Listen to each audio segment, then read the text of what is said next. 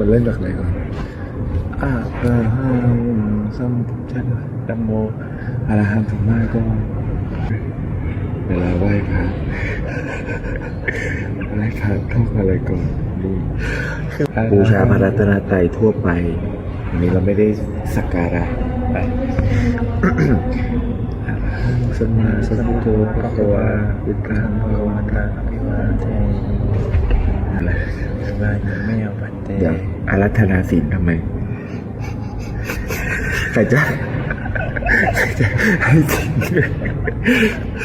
ขายค่าน้ำค่าไฟถวายปัจจัยโอ้ไม่ครับผมโอ้